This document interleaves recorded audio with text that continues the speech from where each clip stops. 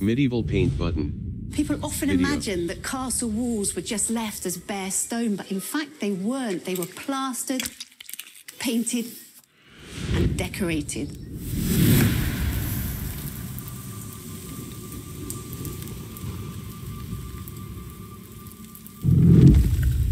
The process of making medieval paint begins in a quarry.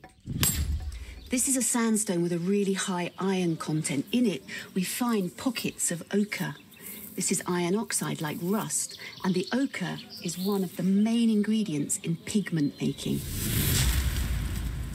First, the ochre is crushed into a fine powder. The finer the particles in paint, the better the paint will be. Once ground up, water is added.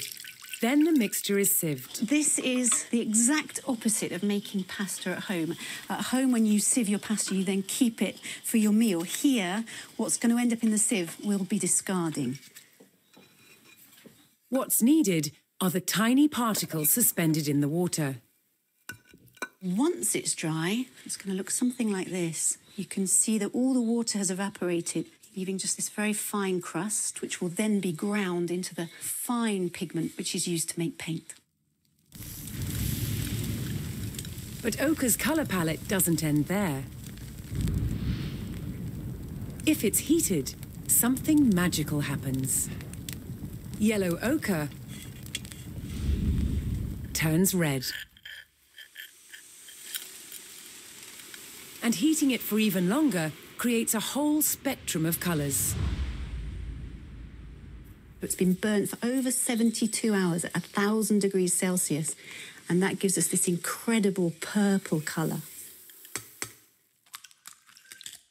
To turn the pigment into paint, it's bound together with egg and tree sap.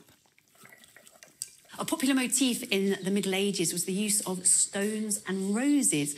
That's where you paint on blocks of stone to make it look like you could afford to pay stonemasons to produce dress blocks of stone and then decorate them with 5-petalled flowers.